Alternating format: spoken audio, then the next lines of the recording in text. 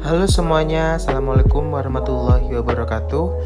Pada kesempatan kali ini, sesuai dengan judul yang sudah tertera bahwa kita akan mempelajari sekaligus menerapkan atau mempraktekkan bagaimana cara menyusun tata letak footer dan header dan juga membagi tulisan jadi dua bagian seperti pada artikel ilmiah.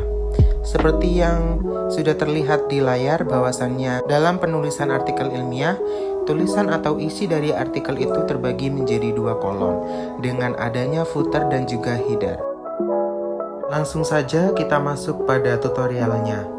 Sebelumnya di sini saya sudah mempunyai bahan-bahan atau bahan mentah yang sudah saya siapkan untuk selanjutnya digunakan sebagai bahan untuk mengedit sesuai dengan penulisan-penulisan dalam artikel ilmiah. Langkah yang pertama yaitu kita mengedit bagian judul terlebih dahulu. Kita copy, lalu kita paste di sini. Nah, lalu kita tebalkan judulnya karena untuk judul penulisan artikel itu harus dengan penulisan yang tebal seperti itu. Nah, apabila sudah penulisan judul sudah tebal, maka selanjutnya yaitu kita akan menghapus bagian nama, alamat, lalu langkah selanjutnya kita susun di tengah penulisan atau di tengah lembar kertas yang kita gunakan. Jangan lupa untuk email dan juga nomor telepon kita sejajarkan menjadi satu baris. Nah, untuk judul yang di bawah ini boleh dihapus saja.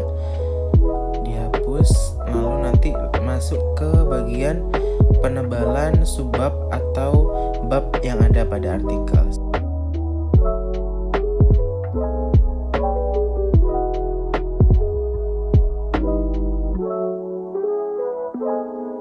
Apabila sudah, mari kita masuk kepada header dan juga footer.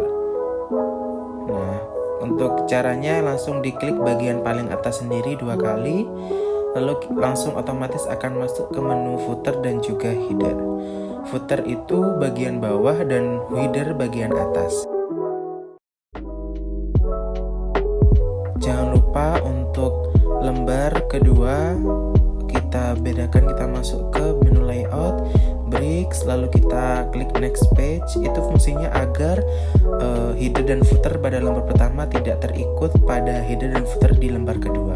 Karena untuk penulisan artikel pada lembar pertama, header pada lembar pertama tidak usah dicantumkan. Jadi untuk lembar pertama cukup menggunakan footer saja.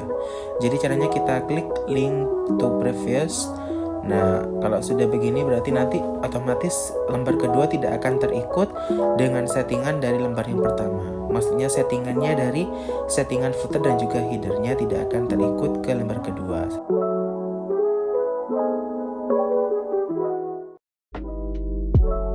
Nah, di sini kebetulan saya sudah menyiapkan untuk menu header dan juga footernya. Jadi untuk headernya kita cukup copy, lalu kita klik 2 kali di bagian atas pada lembar kedua, karena lembar pertama kita tidak menggunakan header.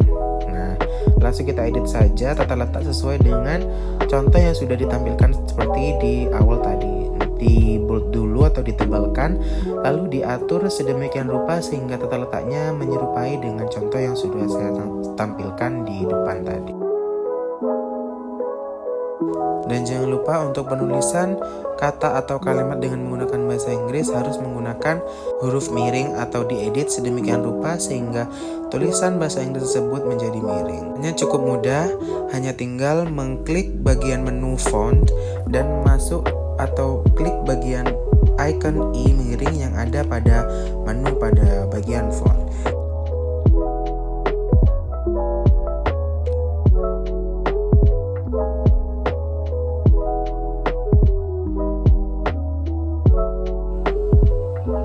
Langkah selanjutnya yaitu kita masuk pada pengeditan bagian footer.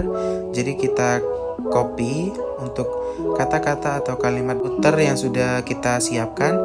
Jadi kita copy lalu pergi ke menu footer dan juga header. Tinggal diklik 2 kali. Nah, langsung dipaste di situ, diatur tata letaknya ke menu home, lalu kita atur ke tengah, lalu kita miringkan karena bagian footer itu ada pada bagian bawah, sehingga harus diedit menggunakan tulisan miring.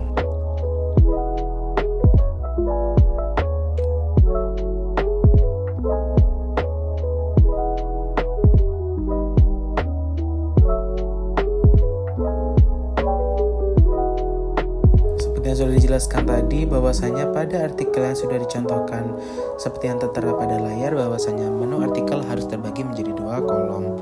Nah, langkah selanjutnya yaitu kita akan mengedit kata atau isi dari artikel atau tulisan menjadi 2 kolom.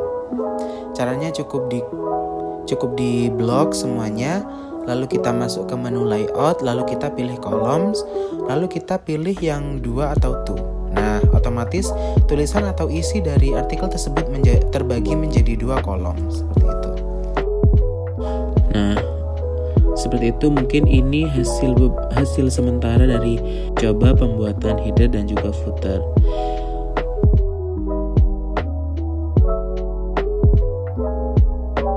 Langkah selanjutnya yaitu kita masuk pada bagian penebalan untuk subbab dan juga atau bab. Jadi caranya cukup seperti yang sudah saya sampaikan tadi, kita cukup klik icon B pada menu font.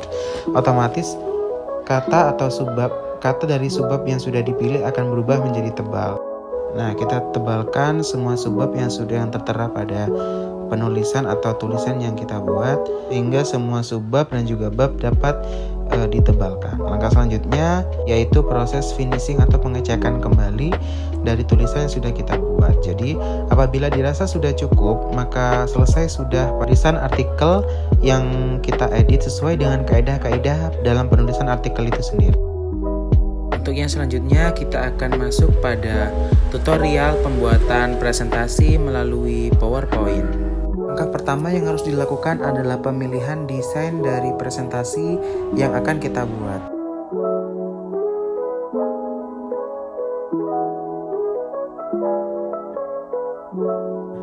Di samping itu kita juga bisa menentukan gradiasi warna dari desain PPT yang akan kita buat seperti ini. Nah, diklik di bawah juga bisa kita memilih tone color untuk model presentasi yang akan kita buat seperti itu. Kita masukkan tulisan yang akan kita buat dalam laporan atau presentasi yang akan kita buat. Kita pilih saja materi yang sudah ada, jadi kita masukkan atau kita copy dari Word yang sudah ada sampai semuanya tersalin dengan benar dalam presentasi atau PPT yang kita buat. Nah, langkah selanjutnya yaitu kita mengatur transisi dari slide 1 ke slide yang kedua. Berian transisi pada slide 1 dan juga slide kedua ini digunakan agar tampilan dari presentasi yang kita sampaikan bisa lebih menarik. Nah, langsung saja kita pilih transisi apa yang menurut kita cocok, lalu kita di sini juga bisa menambahkan sound dan juga mengatur durasi dari transisi yang kita pilih. Kita lihat tampilan dari transisi yang sudah kita pilih.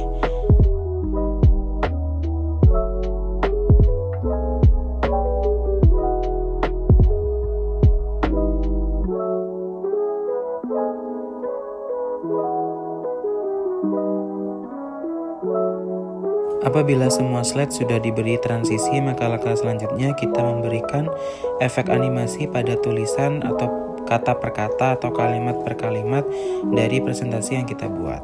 Lupa untuk mengatur durasi dari setiap animasi yang kita buat atau kita edit, dan juga kita bisa menentukan kapan animasi tersebut muncul. Nah, kita pilih animasi dari setiap kata tulisan yang kita buat satu persatu sampai semua tulisan yang ada pada presentasi kita memiliki animasi.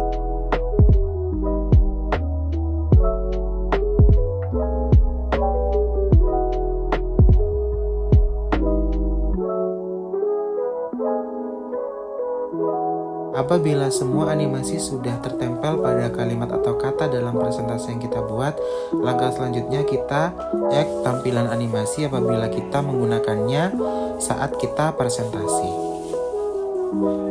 Bisa dilihat bentuk transisi dari slide pertama dan juga animasi pada kalimat pertama yang ada pada slide pertama.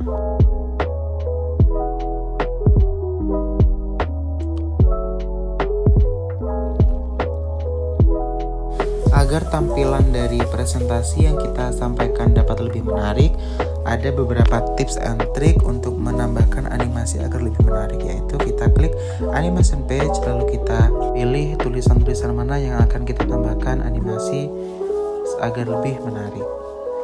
Caranya kita klik kanan pada tulisan yang akan kita tambahkan, lalu kita pilih effect option, lalu kita klik yang all at once, kita pilih by word, lalu kita atur jedanya, lalu klik OK. Nah, bisa dilihat seperti itu tampilannya untuk tips and trick animasi agar lebih menarik. Jangan lupa untuk mengatur durasi dari animasi yang kita edit agar tidak menimbulkan kesan yang membosankan pada animasi yang kita tampilkan saat kita presentasi nantinya. Apabila semua sudah diberikan animasi tambahan, lalu kita coba cek. Nah, seperti inilah dari tampilan presentasi yang akan kita sampaikan apabila kita akan mempresentasikan suatu materi. Bisa dilihat pada tampilan pada layar bahwasannya animasi yang kita buat tadi dapat lebih menarik daripada animasi-animasi biasanya. Nah, berikut itu ada beberapa web untuk teman-teman bisa akses dalam mencari jurnal dan juga modul untuk materi-materi yang ada dalam pembelajaran teman-teman sekalian. Langsung kita coba akses melalui Google, kita salin link webnya lalu kita akses. Tunggu sebentar. Lalu akan muncul tampilan seperti ini, lalu scroll ke bawah sampai nemu pilihan kategori pelajaran. Lalu kita pilih pelajaran apa yang akan kita cari, rangkuman materinya atau soal-soal yang akan kita pelajari. Contohnya seni budaya, kita klik. Langsung kita akan muncul beberapa rangkuman dari materi-materi mengenai seni budaya. Jangan lupa untuk memilih subbab-subbab yang mana yang akan kita pelajari. Seperti di sini tertera ada beberapa subbab, apresiasi seni, seni rupa dan juga alat musik tradisional. Coba kita pilih apresiasi seni, lalu kita scroll ke bawah. Nah, berikut itu udah tampilan dari rangkuman materi atau mata pelajaran seni budaya.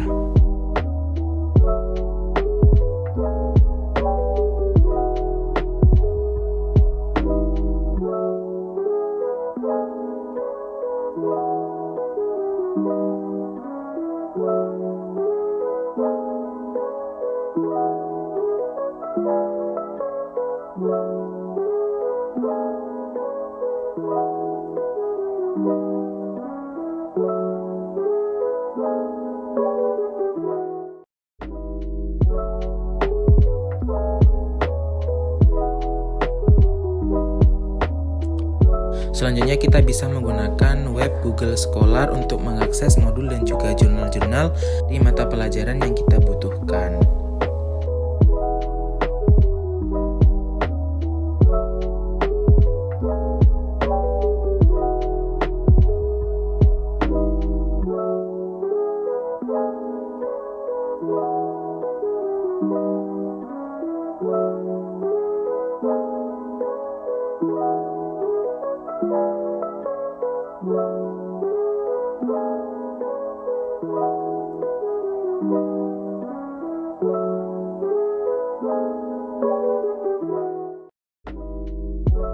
Selain menggunakan Google Scholar dan juga Cendekia Web, kita juga bisa mengakses melalui web-web yang sudah saya terapkan pada layar di samping dan juga mencari jurnal. Semoga dengan adanya link-link berikut dapat bermanfaat bagi teman-teman yang sedang mencari modul atau materi. Demikian pelatihan ini saya sampaikan, semoga bisa bermanfaat bagi teman-teman yang melihatnya. Kurang lebihnya mohon maaf. Wassalamualaikum warahmatullahi wabarakatuh.